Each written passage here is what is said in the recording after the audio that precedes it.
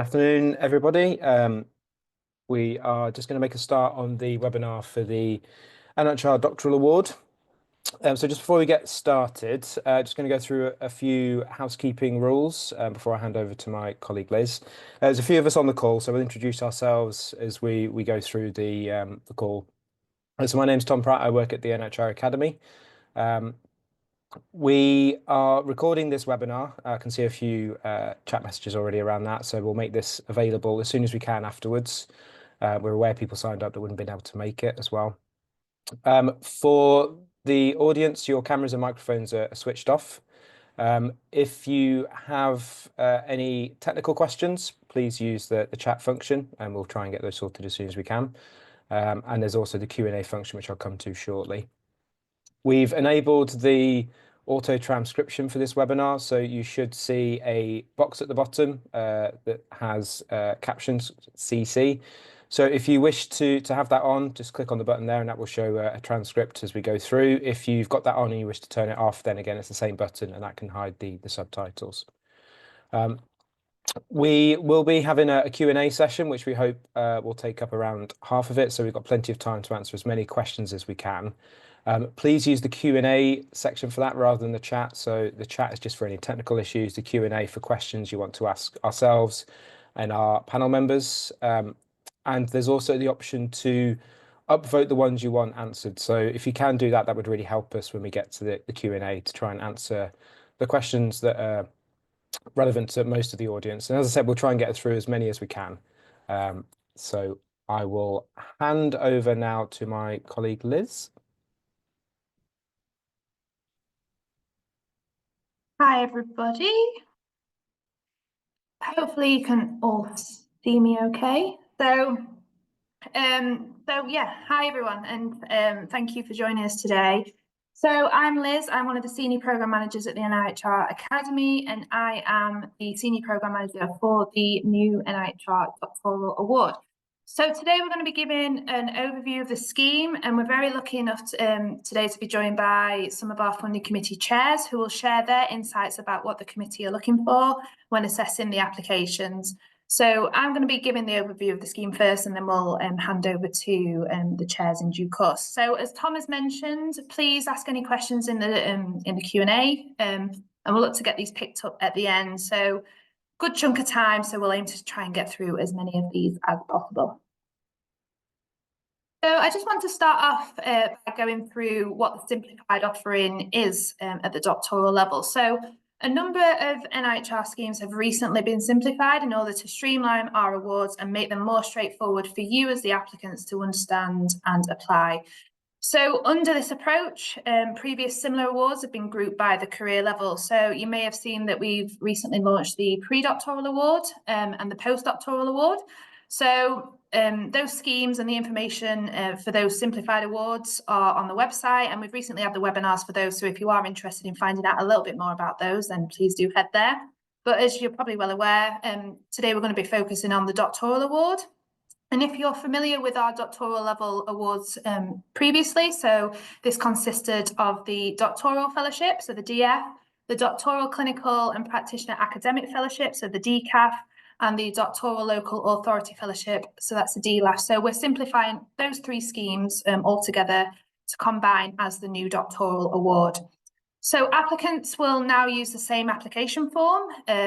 So if you applied previously to the DCAF, the DLAF, it's one form, and NIHR colleagues will stream your application to the correct funding committee based predominantly on your professional background and your research setting. So a little bit about the scheme itself. So as you may anticipate for a doctoral level award, it kind of does what it says on the tin. So it's for individuals wanting to undertake PhD level study. So I just want to stress that whilst the research element of the award is important, these are career development awards, and it's designed to help individuals establish themselves as researchers in their area of specialization. So we are invested in you as individuals because you are the future research leaders, and the training element of these awards is also really important.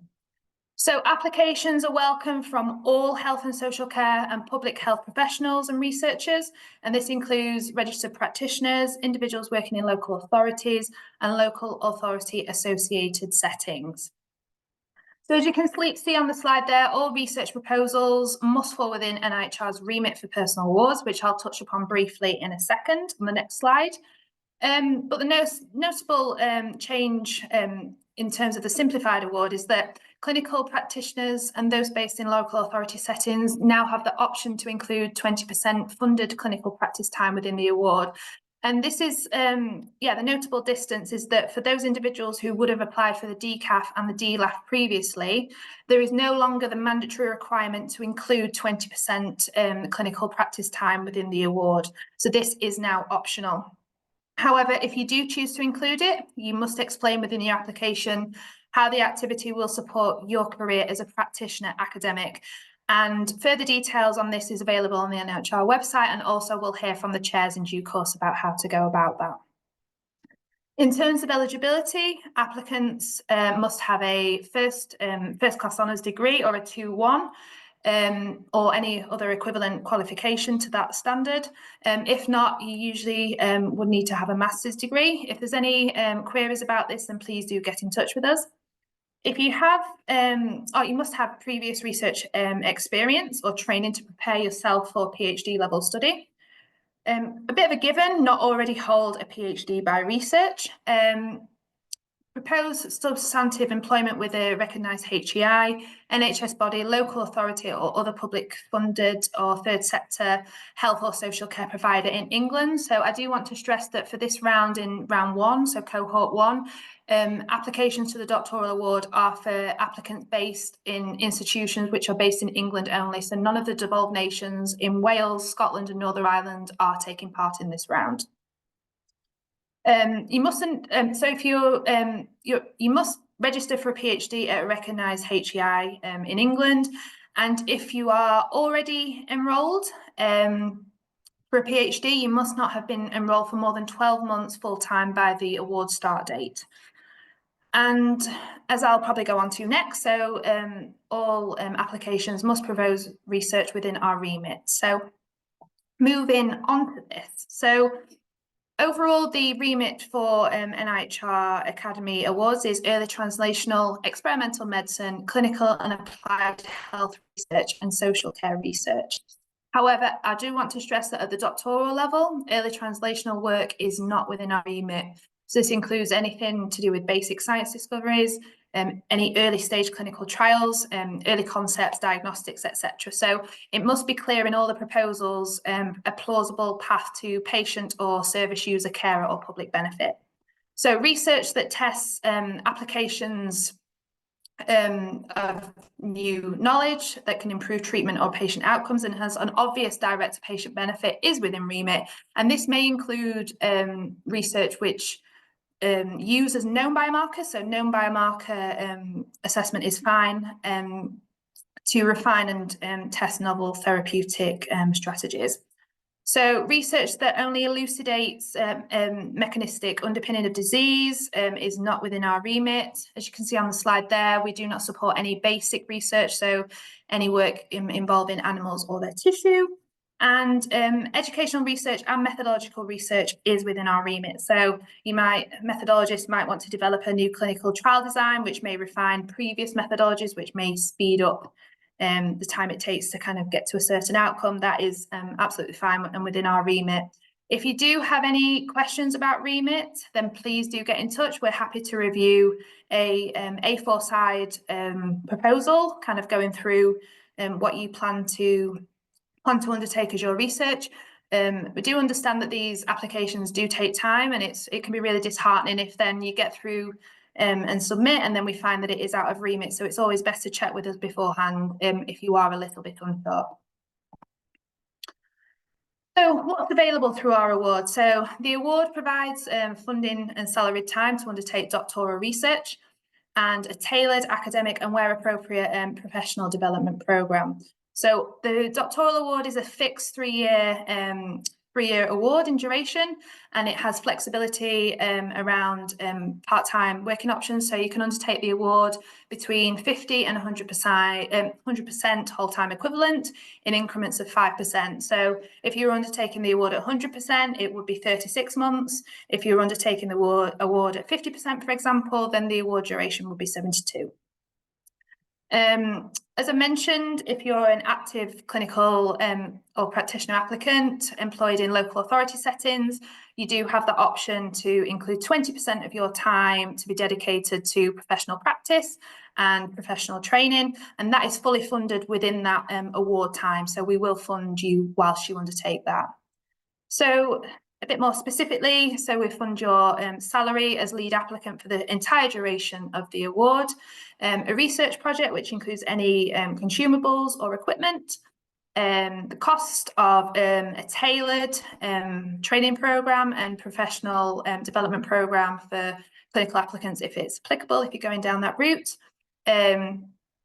patient and public involvement, or working with people and communities as it's now known on the form. We fund the cost for that in its entirety. Conference attendance budget of up to £3,000. Full PhD fees at the home UK rate only. So if your PhD fees do go over this rate, then I advise that you do check with your host institution as to how to approach this. And we also factor in, which is not on the slide there, but we do cover costs for any kind of computers or laptops. I do want to stress that the full funding guidance for applicants is available on the NIHR website.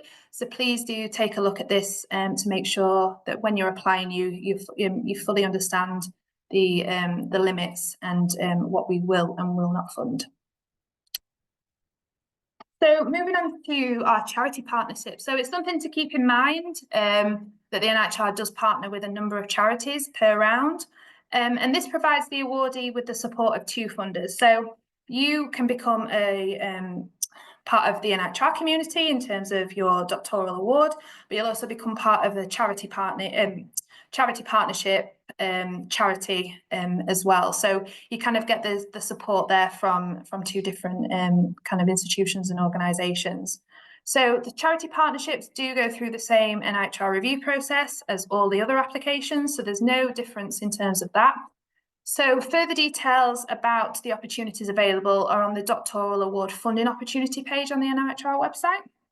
So for this round in particular, so for cohort 1, charity partners are on the screen there. So we're partnering with the Motor Neurone Disease Association, Moorfields Eye Charity, Kidney Research UK, and the Royal College of Radiologists. So if you are watching this webinar at a later date or applying to a later cohort, then please do check to see which charities are participating in each round, because it may change round upon round. But all the information should be available quite clearly on the NIHR website. So a change from the previous iterations of the doctoral level award is that we've moved to a new award management system.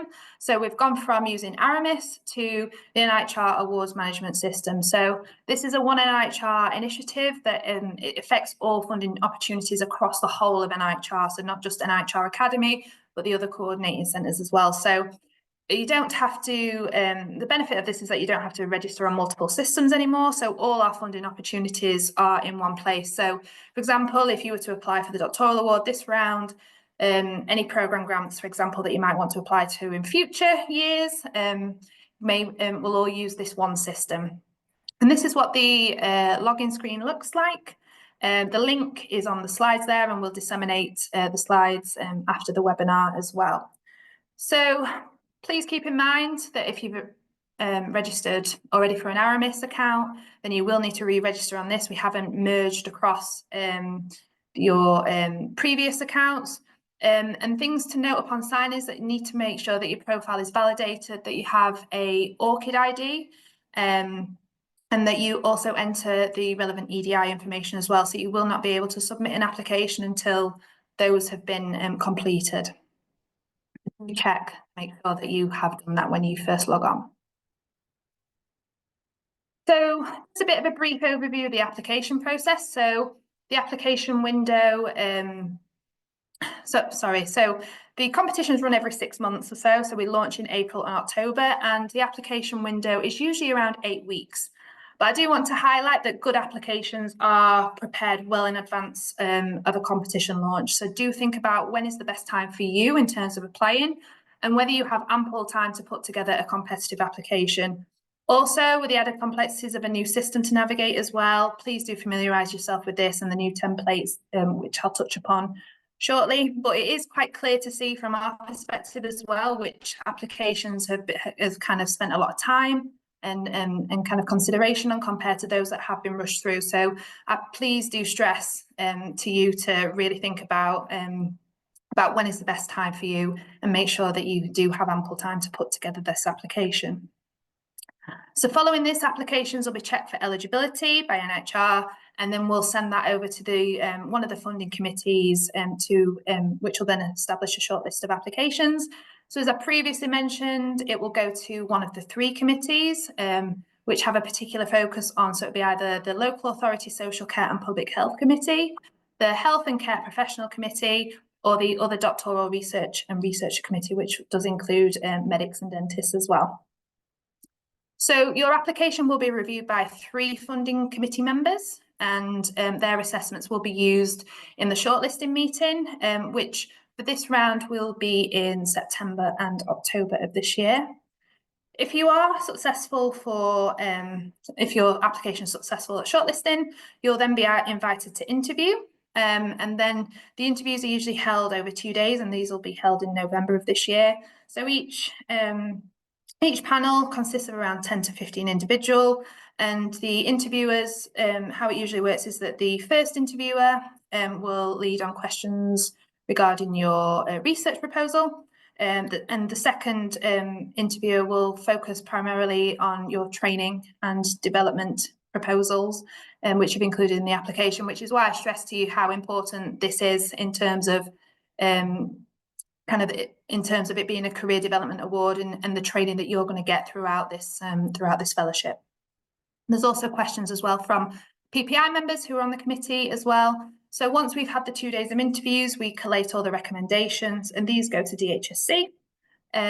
Once the Department of Health and Social Care have confirmed everything, we'll then let you know as soon as possible, and then we'll look to get you contracted in time for your start date.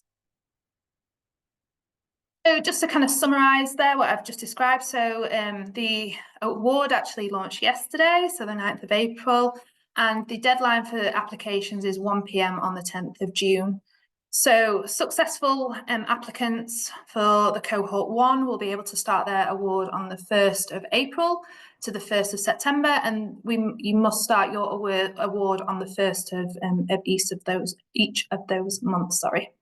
So as I mentioned as well, we open twice annually, and it's usually in April and October of each year. So please, we don't have the dates for round 2 or cohort 2 as of yet, so please do keep an eye on the NIHR website, and the funding opportunity pages on there for any further information that you may need. So I just want to touch briefly on what needs to be included in your application, especially with it being a new system.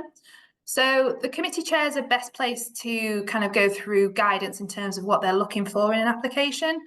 But as a high-level summary, we are looking for ambitious individuals with strong interests in health and social care.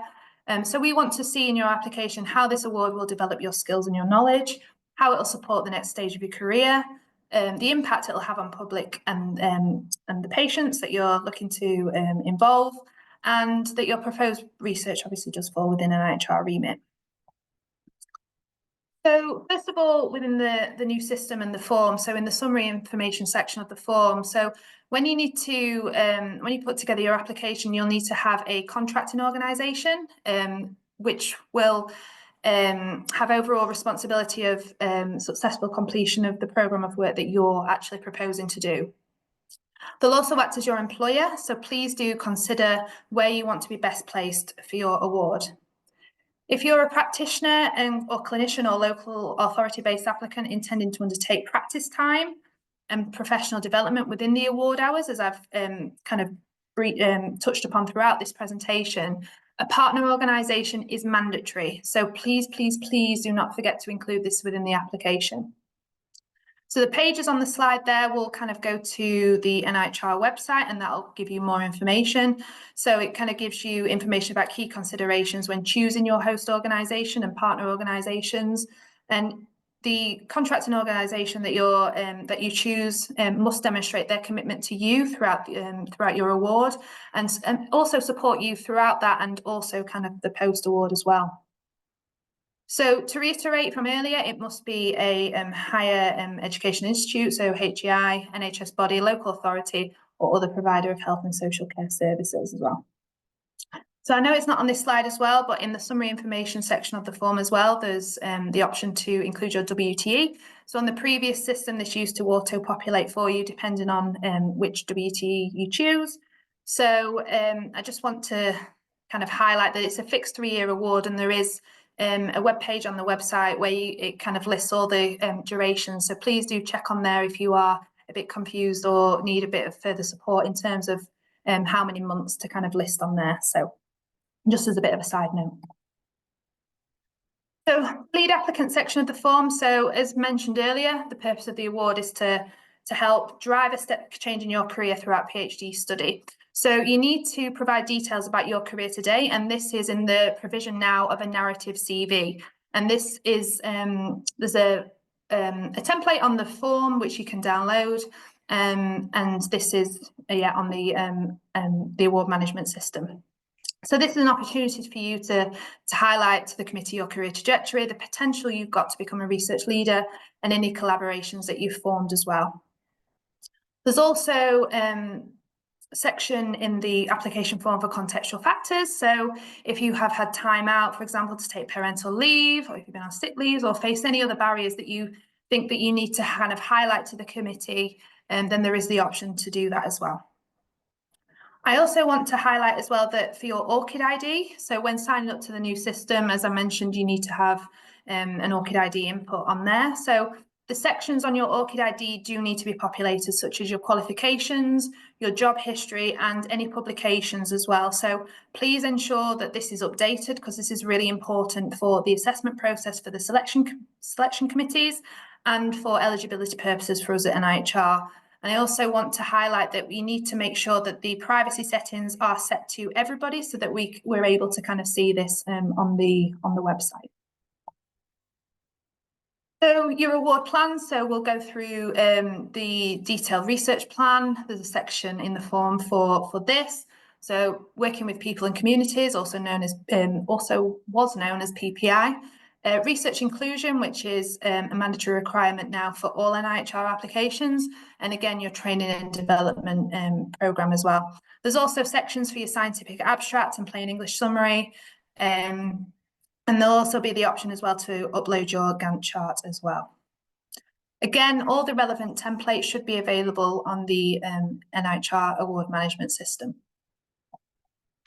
And yeah, just to highlight, you can work on those offline and then upload when you're ready to submit. So your support team, very briefly. So it's important to include details of your supervisors who will support you to succeed throughout your award. So the application form will ask for details of proposed supervisors and what experience they have to supervise you throughout the duration. So supervisors should be appropriately chosen, and think carefully as well about how many supervisors that you want to have within your team. So if you're a clinical or practitioner or local authority-based applicant and you're wanting to include the practice and development time within your award, it's imperative that you must have one practice supervisor within the application.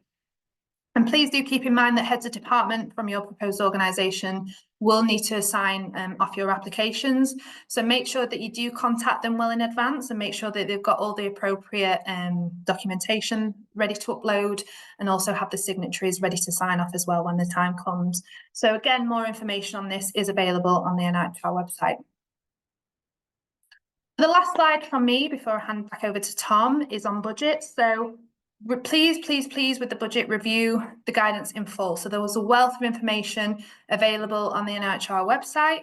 So it's really important that you and your finance team do understand this. So work alongside the finance teams at your host organisations to ensure that your you're well within the budget caps if there are any, and to make sure that you don't include any non-eligible costs, because if they are ineligible at contracting, then we may potentially have to take them out. So please do kind of look at that before you submit the form. So Tom, I will hand back over to you. Thank you. Great, thank you, Liz. So now I'd just like to invite some of our members of the funding committee to give a brief bit of time on their views on this and some advice. So I'd like to invite Judith first.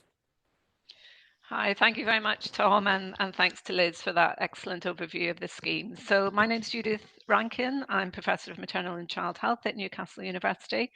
I'm a long-standing member of the Doctoral Fellowship Panel. I moved from being a member for quite a few years into a sub-panel role, and now I'm the overall chair. So just very briefly, in the next 5 minutes, I thought I'd give you just some words of wisdom about what the panel is looking for. But I think the key thing to reiterate, and Liz made this quite clear in her presentation, is that these fellowships are personal training fellowships. So it really is all about you. So what you've achieved to date, and in the time that you've had available to you for that, and what your potential research trajectory would look like. So I'll say a little bit about the different aspects of the form and what a couple of points about each aspect and what the panel's looking for.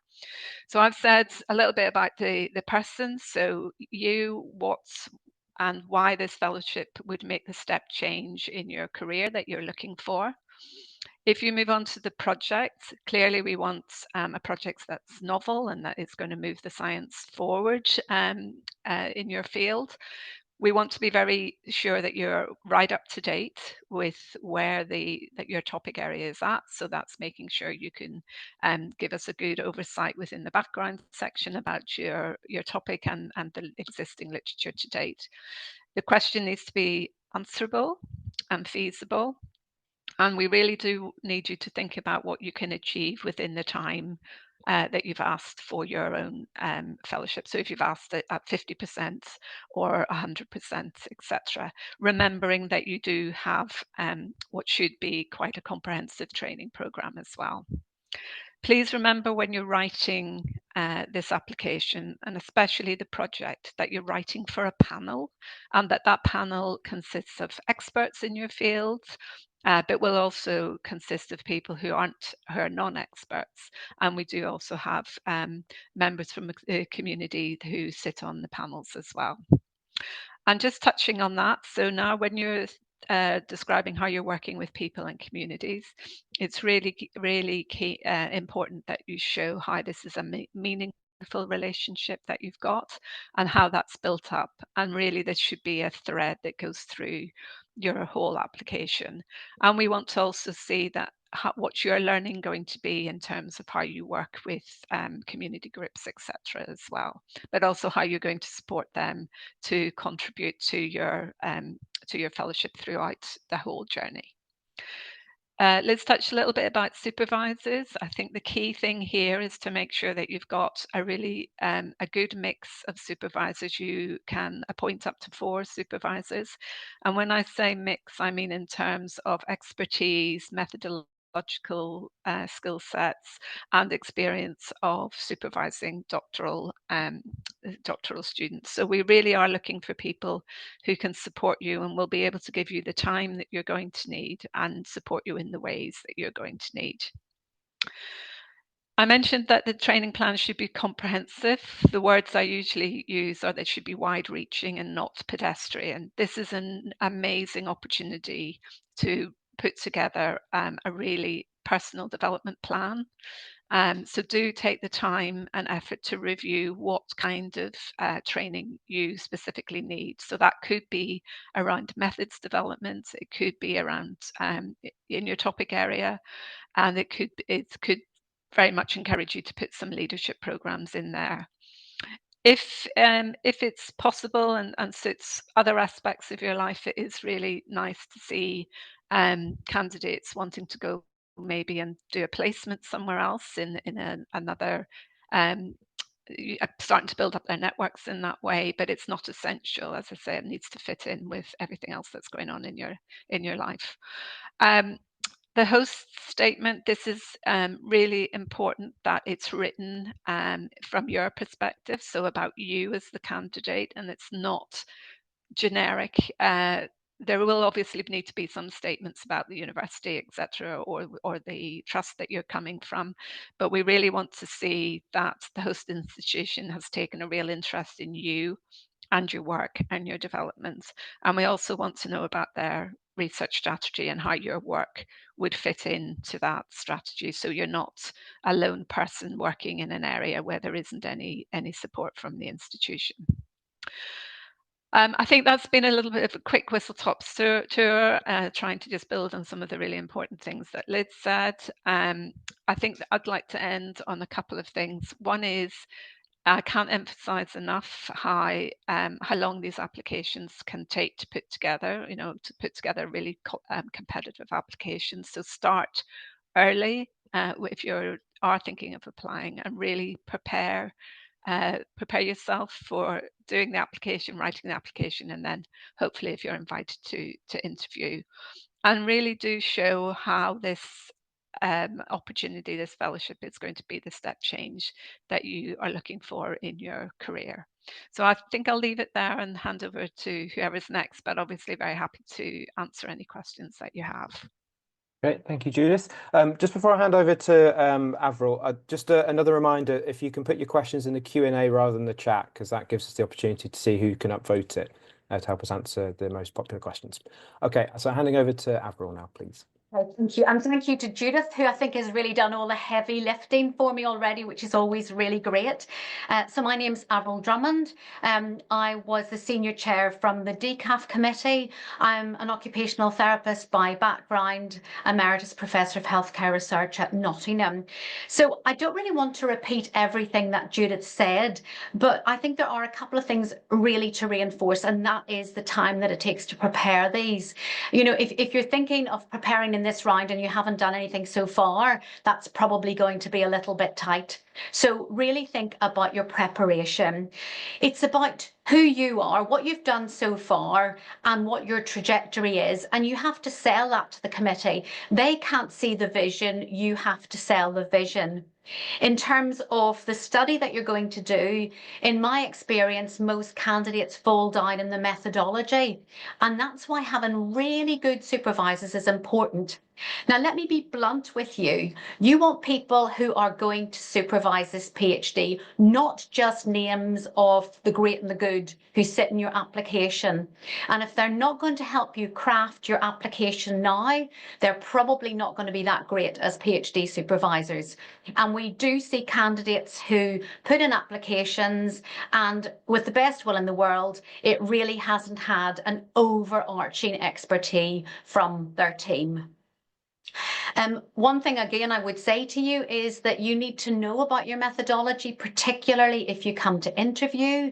Yes, you might want to do a training course, but if you're proposing a randomized controlled trial, you do have to be able to defend that. And you can't just say at interview, well, my supervisor's an expert in this area. So it is a training program, but you do have to know the basics. Just a couple of other things I would say to you is that, the training aspects, the world is your oyster. Think outside the box. What would you love to do in your training? If the best course is in Edinburgh, go to Edinburgh. But equally, if the best research team is in Toronto, then put this on your application. Say why you need to go for 2 weeks. You have to persuade us that you're not going for a jolly and a bit of a holiday. But if you can give us a good reason why this is the best team and why you should go there, then we'll absolutely fund you on this. A couple of other things I'd say, people and communities. Do not think that this is just a token that you tick and that you just have to say something. This has to be meaningful engagement.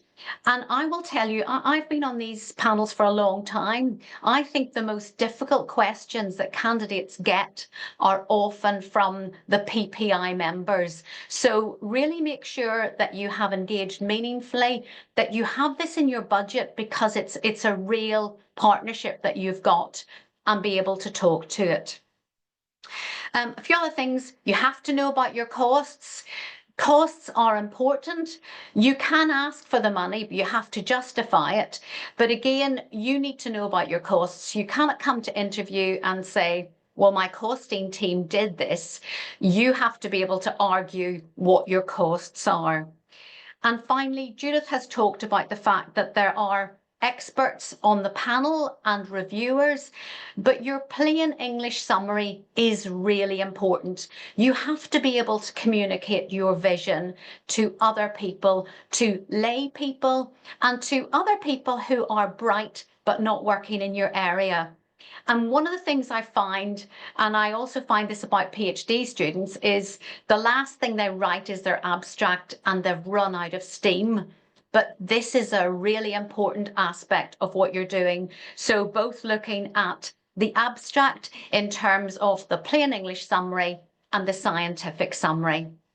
And the final thing is, on the clinical side, in the past, one of the weakness on the clinical academic panel is that people really didn't sell the clinical side and they didn't show progression here. So again, if you're including this, we want to see what you're doing. I see hundreds of questions there, and so I'm going to step down now and pass on to the next person. I'm also really apologetic because I'm actually teaching after this, so I might have to go a little bit early, but Louise is going to stand in for me if needed. Thank you so much. Okay, thank you, Avril. And I'd like to invite John to say a few words next, please. Thanks, Tom, and hi, everyone, and thanks for allowing me to be here. Yes, my name's John Glasby. I'm a Professor of Health and Social Care at the University of Birmingham, and I lead a national centre called Impact, which is the UK Centre for Using Evidence in Adult Social Care. I'm a social worker by background, and a lot of my work is around getting research used in practice and around the importance of practitioner-led research. I chair the committee around local government, social work and public health. Many of those colleagues from different backgrounds might not have very much experience of NIHR, some of its systems and processes, and indeed some of the language that perhaps is more common in health research settings. So I would really urge colleagues to think about applying for this opportunity. And also looking in detail at the guidance on the website, which is really comprehensive and goes through every stage in significant detail, especially if you're very new to this and making sense of it for the first time. And our committee has significant practice experience and is particularly keen to support colleagues who want to build more of a research agenda in practice, to use research to make a difference to practice, and who may think about themselves as practitioner researchers, spanning those worlds between research and practice. And that seems a particular feature and strength of this scheme. And for colleagues from local government, there aren't many opportunities like this for us out there, something that will support people's salaries, their PhDs, their training, and the involvement and engagement work that they want to do. It really is a once in a career opportunity that I would really, really commend to you. In terms of previous applications that we've seen as a committee, when they've either been strong or maybe slightly weaker or had a number of limitations, there's often been some common features which are similar to the points that Avril and Judith have raised already. But sometimes something is read a little bit like it's a kind of personal hobby horse of the individual, and they haven't perhaps been able to fully link it into the difference that it will make to people and communities, and to the extent to which it's a kind of strategic priority for their partner organisations. So, part of doing research that matters is focusing on something that matters and will make a difference, and being able to explain that to the committee is really important. We're really interested in you and your potential and how applying for something like this fits with your plans and the trajectory you're on, and how it might equip you to make even more of a difference in future.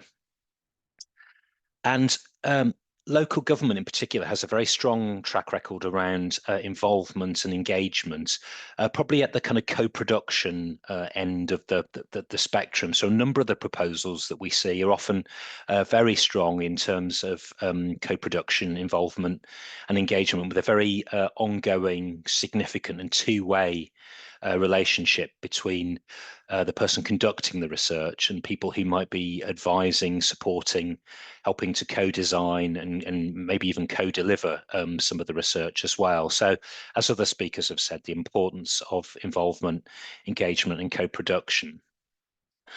And then something as well about the supervisory and the support arrangements being really tailored to you and your individual circumstances. And I think there's two elements to that.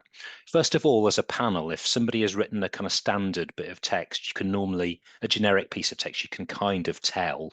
So it doesn't play very well. But also these are personal awards that are about you and your development and your current and future contribution. So the support that you need and the training that you undertake and your plans will be inherently personal to you, your background, your situation and your aspirations. So being really thoughtful about the support that you need, the training that you'll do, how this will equip you to move forward in your career and to make even more of a difference now and in future is a really important part of it. And where a supervisor has written something that's fairly bland or not tailored to you and the support that you as an individual might need, it's often quite a kind of indication that they perhaps haven't got their head around what's needed from the scheme, and they might not be the right supervisor for a program like this. The same is also true where people are doing some clinical practice or some local government and social care practice, and about the kind of support that there is from the organisation to fulfil your professional development and practice aspirations as well. Again, being really kind of tailored to you as an individual. We then look at the quality of the research plan, and so there needs to be sufficient detail of what you intend to do and around the methods. And we found here that there's sometimes a little bit of a tension, that because a lot of local authority work is so focused around co-production and involvement and engagement, it can sometimes be difficult to provide all of the detail that you'd want to provide at application stage. Because it would feel like you were presenting some of your future collaborators with something of a fait accompli. But there's probably just something in the art of writing that proposal that shows that you understand research and what's possible and what's needed, and you have some ideas about how best to take it forward, even though you want to involve and engage and co-produce. So strong methods is important. Co-production is important, and being really committed to co-production isn't a reason for not also being really clear about the methods and the detail of what you propose to do. So for colleagues from a local authority background, and particularly colleagues coming from a practice background, I hope that's a helpful overview of this particular committee. Okay, thank you, John. If I could invite John, Avril, Louisa, Wald, the rest of the panel to turn your camera on, please. I'm just going to go through the Q&A. Just going to kick off with the most upvoted one. So it was just around the notice in terms of the application form and the guidance being available. So yeah, thank you for bearing with us. This was a lot of change happening, so moving to a new system and a new scheme. So the aim is that the guidance notes will be on the website fairly statically, unless there's any major changes, and the website for the awards management system will be available. So hopefully for future rounds, this is something that people can see a lot more in advance than it has been for this round. We've got quite a few questions at the top that are quite linked, so I wanted to invite Louise to speak about some of these. It's mainly just around people wanting to know in terms of, is there a minimal level of experience and number of publications that you might expect? So Louise, do you want to kick off a response to that, please. Yeah, thanks, Tom. So I'm Louise Connell. I'm Professor of Allied Health Rehabilitation at Lancaster University. So in terms of experience, I think there's quite a few elements there. I'm a physiotherapist, but I'm mindful that everyone has different experiences and different professions are at different places. And also different people have had different amounts of experience. As an example, we're seeing more and more pre-doctoral fellows come through. And in that way, they've obviously had a great sort of start with having some bought out time to look at their research. But there's not a fixed number that it must be, you must have X number of publications. And I think also it's not just about having your name on a paper. We want to know your contribution. What have you done within that, whether it's a published research project, but whether it's more of a local evaluation or QI project, or whether you've been involved in more sort of teaching and education, all these things can count. It's about you tailoring your experience and telling us what that contribution is, not just what's your position on a paper or how many papers. We would not expect you to have significant number of publications and conference presentations, etc. So I guess be more open to thinking about what experience you have and what you bring and what your leadership experience is like, etc. So yeah, there's not a set number that I can say if you publish 5, you're in. Hope that helps. Okay, thank you, Louise. And I think just linking into that, there is a question that's essentially asking if someone could see a completed narrative CV, which we can't really do for data protection purposes. But Avril, have you got time just to speak on what you might expect to see in a narrative CV before you leave? Is that okay? The first thing I'd say is absolutely what I said about your supervisors. Really, really important. Nobody's expecting you to do this by yourself. You should be doing a first draft. And actually, probably I usually say to people, a first draft probably shouldn't go to anyone either, but you need to do a couple of drafts of what you've got. And then that's when your team come in. And absolutely, if they're not helping you then, they won't help you later on. But what you're really trying to cover is exactly what Louise said. Instead of just saying, this is what I've done as a factual account, you're trying to sell a thread about the fact that you are on a trajectory to great things and that we want to fund you because we want to be on your coattails. So what you're trying to cover is your experience to date and how that links in to what you're going to do, whether that's clinical or not. But also what you've been doing recently in terms of research that equips you to go forward for one of these fellowships. So the other thing to say is that there isn't a recipe, and many people come thinking there is a recipe and they just need to nail it. And in fact, something very different, something refreshingly different from what other people put is sometimes quite interesting for the committee. I don't know, Judith, if you want to say anything more here. I'm being deliberately vague. Just a couple of things I'd probably add to that. One is the narrative CV gives you an opportunity to talk about other types of outputs or activities that you've been involved with. So you don't need to just think about it in terms of publications or small grants or published abstracts. So for example, it's quite common now for research projects to have infographics at the end, or to make a short animation or things like that, that obviously take time and effort and working very much with your community partners. So tell us about that. Tell us about other things that you've been involved in as part of the research process as well. So I do think the narrative CV is something that gives you an opportunity to talk a little bit more broadly about what you've been doing up to the point at which you're applying. Okay, thank you.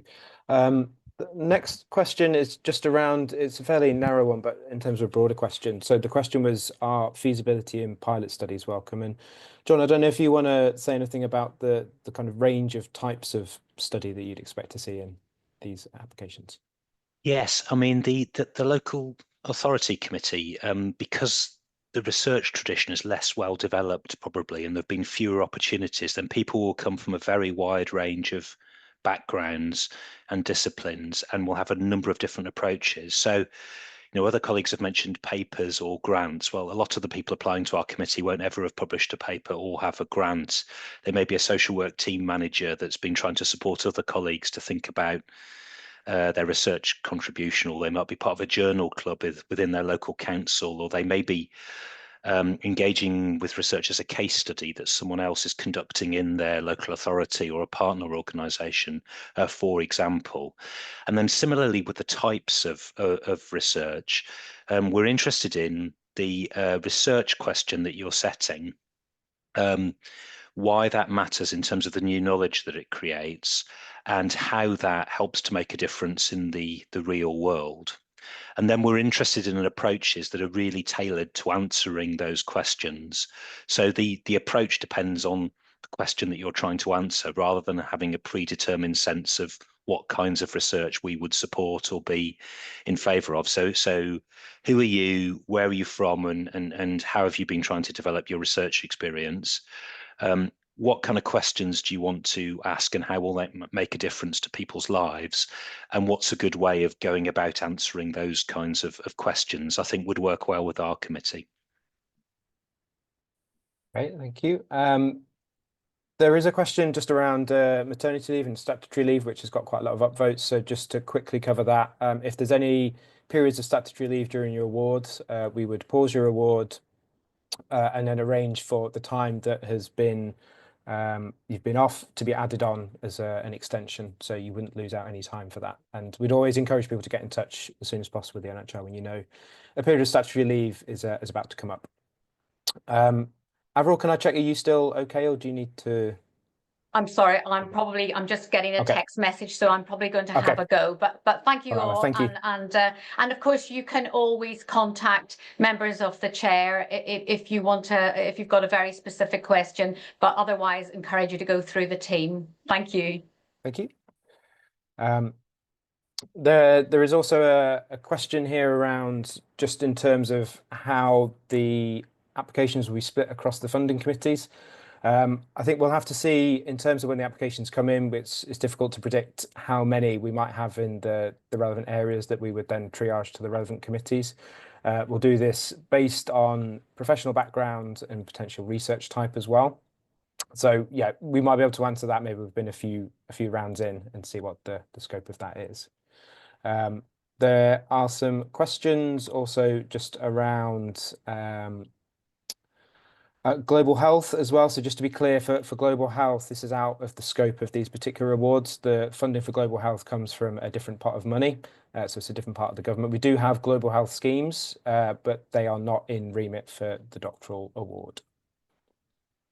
So I think it's a record number of questions. We'll try and get through as many as we can here. I think we have a question around just in terms of the host organizations, and I think our guidance is there to try and direct people, but Louise, I don't know if you want to comment in terms of people trying to figure out where's the best host and how to bring partners together for an application at this level. Yeah, sure, Tom.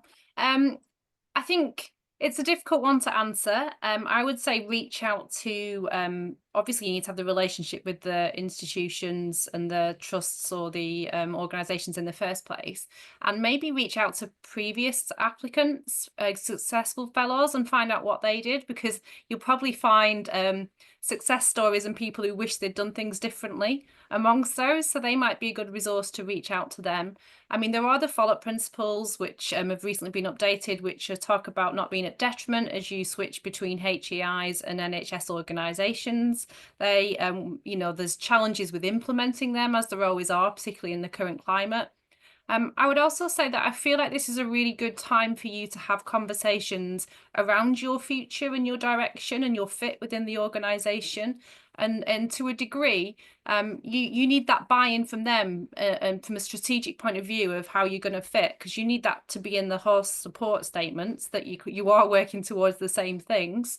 And just really think about where is the best fit for you, and I guess use it as well as a sort of lever to check that, and also hopefully to get buy-in to think about what next beyond a fellowship, so that you don't be really, you know, really successful, you got your fellowship and then you sort of fall off a cliff, which we know is a real challenge with our doctoral awards.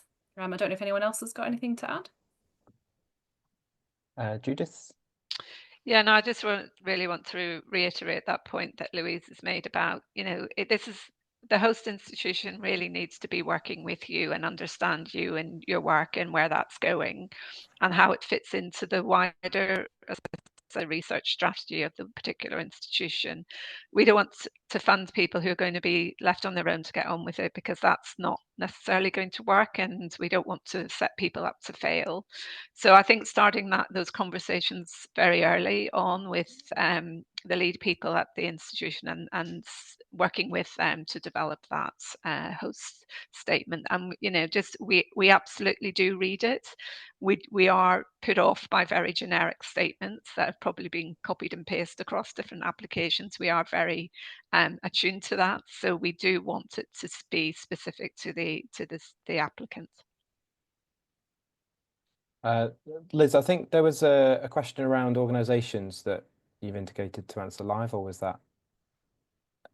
There's a question here, the difference between a contracting organisation, an NHS body, and a sponsor. But yeah, sorry, I can pick this up. So the contracting organisation is the one that we will have the research contracts with. We have changed it recently to add a bit more flexibility. So you don't necessarily have to be employed by that particular organisation. There may be a university that's best placed to potentially host an award, and that's who we'd have the research contract with, but you could still be employed by an NHS body, for example, as the partner organisation. And for any research, well, for research studies, you will need a sponsor. So again, you might need to have discussions about who is best placed to undertake that role. So let's have a look for more questions.